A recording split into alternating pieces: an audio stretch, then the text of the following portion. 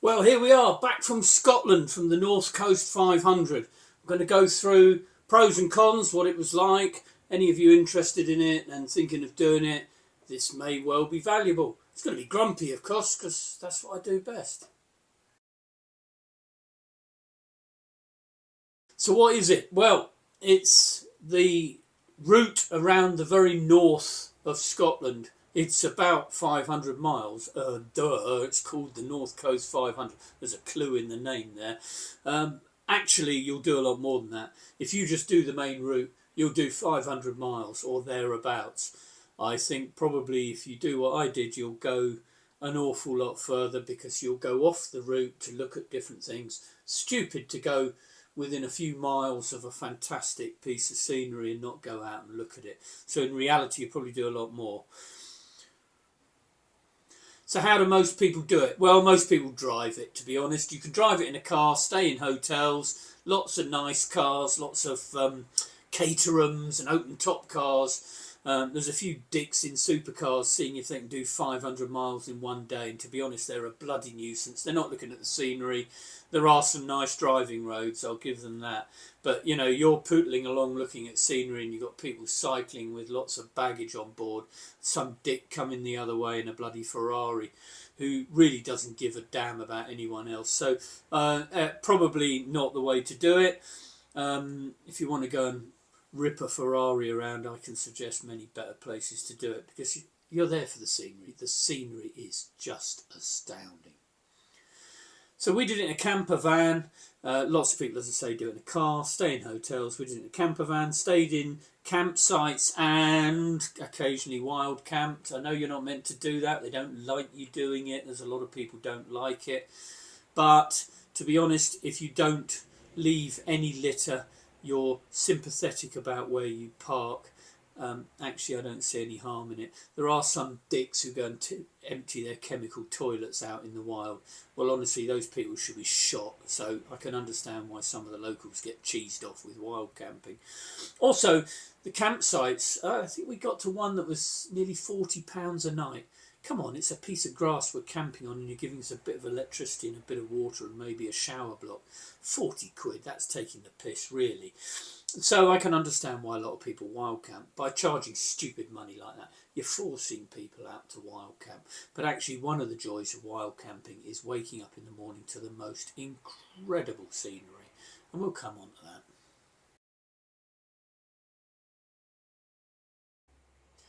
So, do you go west to east or east to west? It's a tricky one. We went west to east. And the reason we did that was we went to see family in Ullapool. I've got family in Ullapool. By the way, shameless plug here. If you're in Ullapool, go to the Ullapool Smokehouse. Oh my God, you will not get smoked salmon and smoked cheeses and things better anywhere. Hand smoked by my uncle. He's been doing it for donkey's years.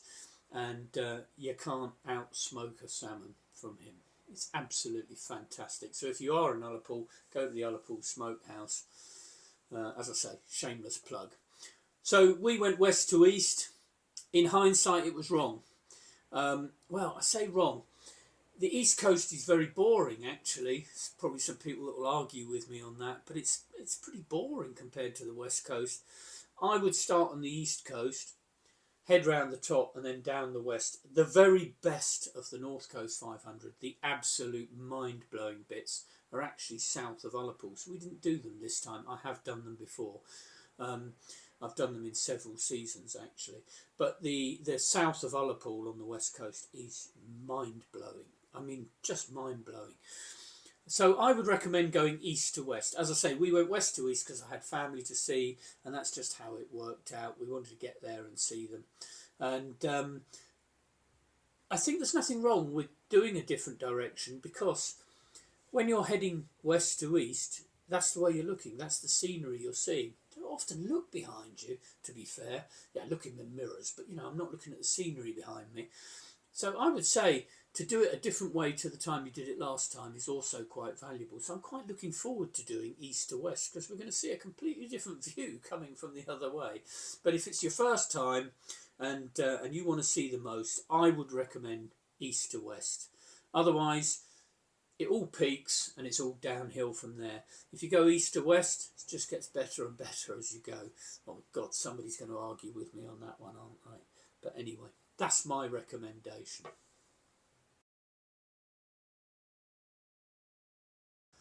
So what do you see? Well, you're going to see scenery like you've never seen before. Scotland at its absolute best. Photos just don't do it justice. There were some views.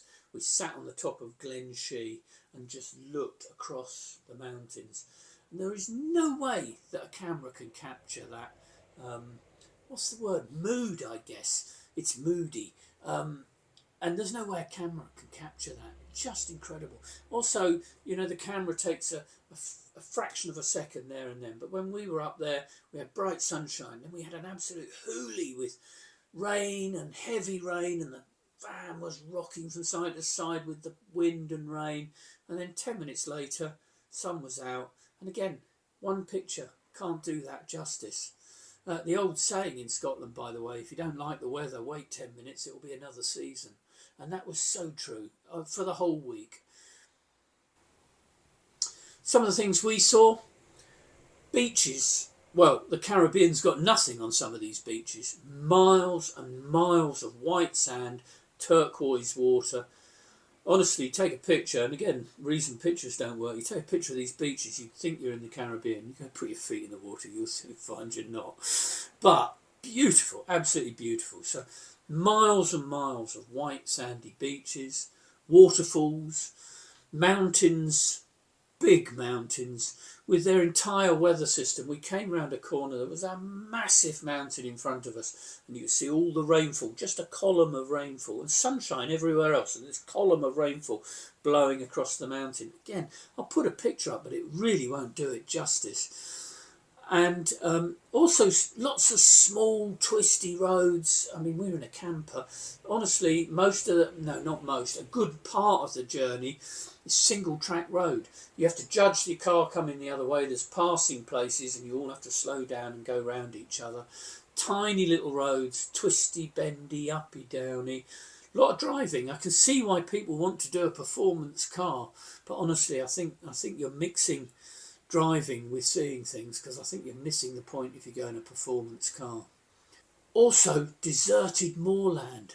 I mean, we went from the west coast, we cut the corner across to the north, to the very north coast, and we went through just flat moorland. You could see nothing for miles and miles and miles. Nobody there, no, even on a busy August trip, you know, right at the high season, we couldn't see anyone for tens and tens of miles. You can't help but think, you know, that piece of land there, when was the last time somebody walked on that? Probably hundreds of years ago. Just fantastic. We left Ullapool late in the afternoon, having had a family lunch, gone to the Ullapool Smokehouse, again, shameless plug, go with it, and got to fuel up. There's very few chances to buy fuel on the NC500. There's few villages with small petrol stations, but no guessing what the prices will be because there's few and far between. They're also in the middle of nowhere. Our first day leaving Ullapool, we had the choice to sort of cut the corner for camper vans and larger vehicles. Because we had a small camper van, it's basically a normal delivery type van size. We chose to take the west coast round Clacktol and round the coast. Very twisty. In hindsight, it was a tough drive, but oh my God, the scenery was worthwhile and spectacular. And our first night, I'm just going to look it up. Our first night was near Loch Laxford. Just north of Scowry, and we parked up for the night. It was a lay-by, it was off the road, and it was a beautiful evening. We parked up quite late, so we're not in everybody's vision, you know, during the daylight, and had a really nice quiet night there with a beautiful calm start to the morning, and then we set off northbound again from there.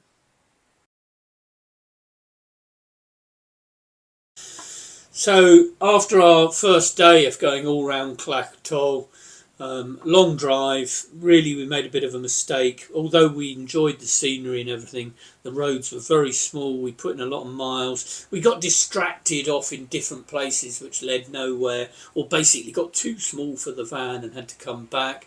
And it was quite hard work, lots of gear changes, lots of driving, and actually it took the pleasure out of the first day, really, a bit, for me anyway. So second day we left north of Scoury, just north of Scoury. We'd wild camped and we headed off to Durness. That meant going right through the middle of some moorland, and hopefully I got some pictures of that. And we arrived in Durness. We arrived in Durness probably about 10, 11 o'clock, maybe a bit earlier than that even, not a lot of driving. And as we arrived, we saw a sign to a coffee and chocolate shop. Well, it doesn't get any better than that, really, does it? Went in, beautiful, and really, really enjoyed it. It was just what we needed after the drive. Then we had a lovely long walk on one of the best beaches we've ever seen. I mean, beautiful, beautiful scenery, and had a lovely long walk with the dog. The dog had had a day in the car the day before, in the van the day before, and that was starting to get a bit stir crazy, so we stretched the dog's legs a wee bit with a nice long walk and a run. And just a nice, much more relaxed day on the second day. We stayed in a campsite, £29, bit steep I think for what's basically a hard standing, but it did have showers, and that's what we were looking for. Gave us a chance to fully recharge the van, though the batteries had done really well, but fully recharge it, refill the water tank, empty the grey water tank, and just have a little bit of time out, chilling out. Also in Durness there's Smoo Cave, one of the main attractions. Personally, I was disappointed with Smoo Cave. Really wasn't. Everyone raves about it, and I was a bit disappointed. Yes, it's a cave. It's a rather lovely cave. It's got a hole in the top. There's lots of water. And we walked in, and you can only go about, well, I don't know, 20, 30 feet into the cave. Otherwise, you've got to get on a boat trip. We couldn't get on the boat trip. It was very disorganised. They wouldn't accept my small dog, even though she's pocket-sized, wouldn't accept that on a boat. And we just left Smoo Cave a bit disenchanted. Went for a walk along the headlands, and actually that's the best bit of Smoo Cave for me. I would miss Smoo Cave again. I felt it was very touristy and overhyped, really. The other thing they had just outside Durness, this is actually in day three actually, because we did it in the morning leaving, but I'll put it in here. There was a zip line over one of the coves. Got to do that, really. What a lot of fun, all over in a blink.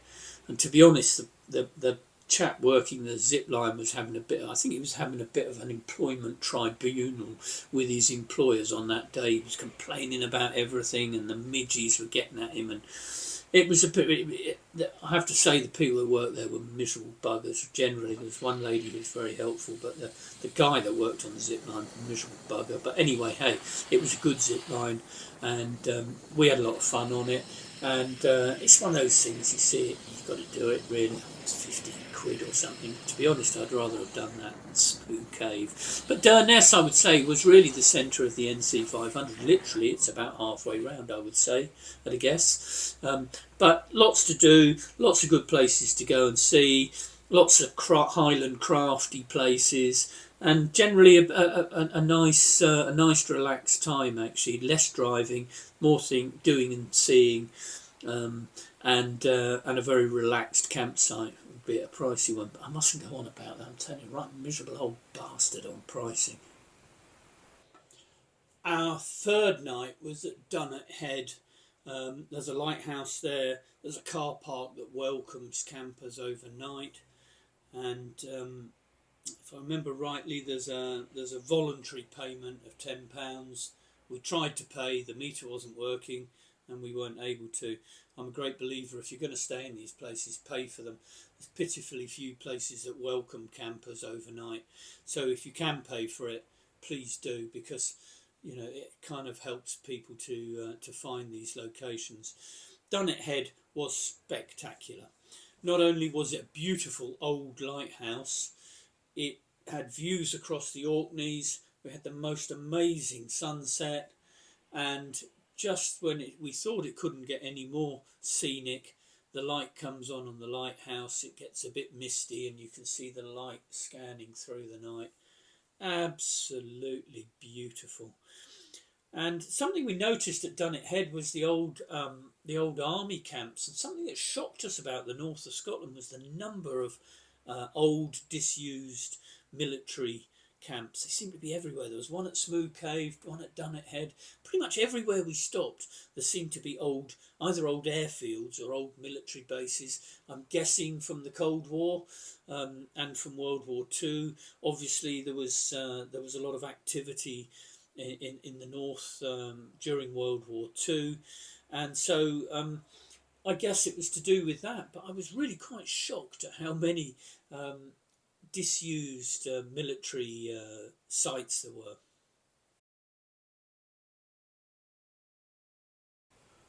From Dunnet Head, we headed east. Another nice drive, but starting to come inland a little bit, so less of the scenic views across the sea.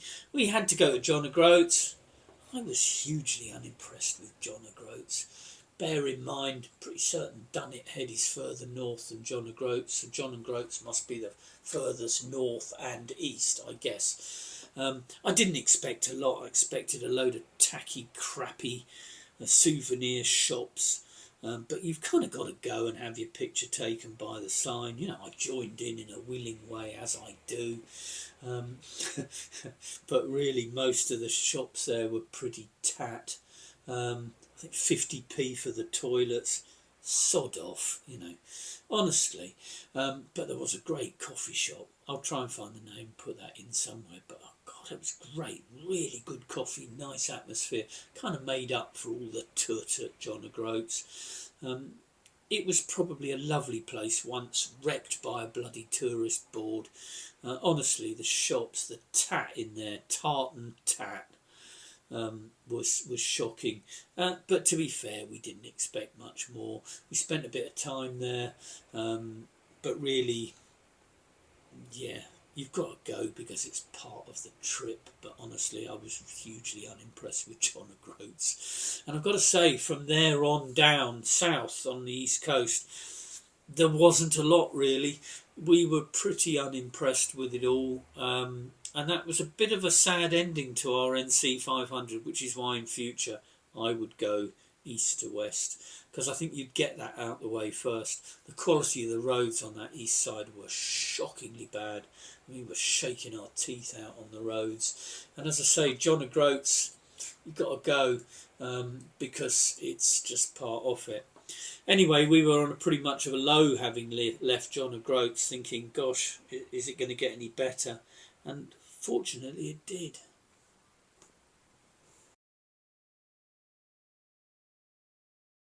Our last night was at Tarbert Ness car park, another lighthouse, a bit more traditional this one, yeah, tall lighthouse with 2 red stripes around it, a bit more traditional. But the a really nice part of that was that I met up with some friends, somebody I'd worked with 20 years ago, hardly see each other.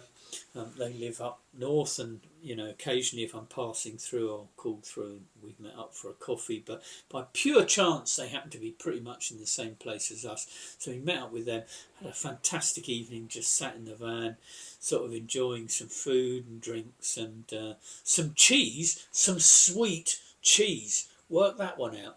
Really, it looked like fudge. It was cheese that looked like fudge that was sweet. And you couldn't work out, it was exactly in the middle between cheese and fudge. Now, if you can get your head around that, you're a better man than me, because honestly, that blew my mind. They bought it in Ullapool, by the way. I'll put something in about it. But yeah, anyway, I've gone off for a little trip down Tangent Boulevard, as I do. But Tarbert car park, knock on the door from a parish councillor. Evening all, you know, just to remind you, we've got an honesty box. We're not hassling you. We want you to stay here, but if you wouldn't mind putting some money in the honesty box, same thing. Beautifully done.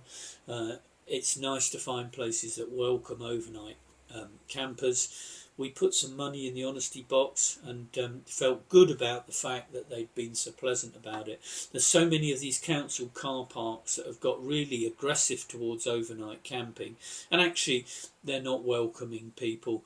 And you've kind of got the council on one hand trying to stop everybody from parking, and I mean some of them were violent, you know, the messages and the threats of fines if you stop the night and things, versus a tourist information board who's totally bloody useless. And between these two inept organisations, it can be difficult to find somewhere to stay. So when you get a nice friendly tap on the door saying, hey, welcome, you know, we're welcoming you, but it'd be really great if you wouldn't mind putting some money in the honesty box when you go. It was really nice. And it was a beautiful location. We could see seals in the sea. We were told there were minke whales, dolphins, a lot of wildlife there. They see killer whales off the coast there. We didn't, but beautiful, beautiful scenery, and just a nice last stop really. We did have one more stop on the way home, but that was really off the NC 500, and it just allowed us to set ourselves up for a long drive home.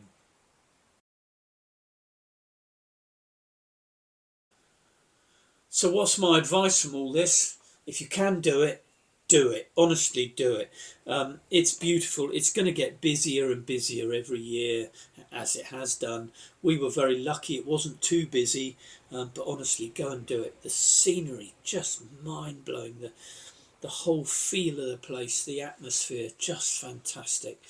And worth every minute. How even if you've got to drive right across the country to get there, it was worth it. Tips: get yourself a good guidebook. We didn't. We did a bit of research online. We did a bit of research on YouTube. Twats like me who don't know anything, you know, that sort of thing. And yeah, we got quite a few things, but I would say it's each to their own. As I say, most people rave about Smoo Cave. For me, I'd miss it by again. You know, I wouldn't miss the walk around it, but I'd miss the cave quite happily. So it depends on what you like, really, each to their own. I'd buy a guidebook, there's plenty of them about. Do a little bit of research, decide where you want to go. We spent one day, we must have gone 50, 60 miles off the track trying to find this beach that we'd seen on Google Maps. We never got there. We wasted an hour or two of our day. A lot of frustration in a large van on tiny roads. So yeah, do it. I would say plan it reasonably well. I'm not sure you can plan exactly which campsite or hotel you're going to stay in, but you know, because you just don't know. You're going to see things on the way and want to stop, and that's going to mess up your schedule. So I would say camping and camper vanning is the way to do it personally, or you've got to have a lot of time so that you can leave plenty of time between locations to stay. Don't run out of fuel. I'm sure there are people that run out of fuel. We did see an electric car right up in the middle of nowhere, stopped, and I had to think, I wonder if he's run out of electricity, run out of battery. I don't know, but certainly with you, if you've got my car is appallingly bad. It's got the biggest engine for the size of the car, which means that it's got the lowest range for its fuel tank. I'm sure the small diesel engines will do 500-600 miles on a tank. Mine, you're doing well if you get 350 to 400 miles out of a tank. And actually that could be a bit scary on the NC 500 if you don't fill up first. So I would say keep an eye on your fuel and fill that up, and I would say drive carefully. There must be accidents there. I mean, people who aren't used to these tiny little roads with passing places. We found everybody was polite. I don't think we had a single person who was stroppy or difficult or didn't want to back up, or you know, everyone's in the same boat. They all understand how these passing places work, apart from that dick in the performance car who's on a mission to do 500 miles in a day or two because he's rented that car for a day or two. They're the dangers, and I would say you do need to go a bit careful. They're not roads that most of us are used to driving on. I'm sure the locals laugh at us on these roads. So, you know, you need to be a reasonably confident driver too, but I would say do it. A fantastic time.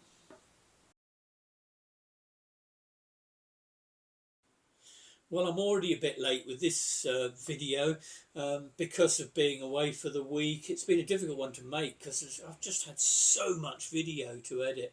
and so many pictures to work out where the hell was that beach now and that sort of thing. So I'm a little bit behind, but on Friday and Saturday I'm heading off to France, planning to take you with me, show you how I get to France, what my journey's like, how I do the crossing, how I do the drive down, things I enjoy, dislike, tips, whatever.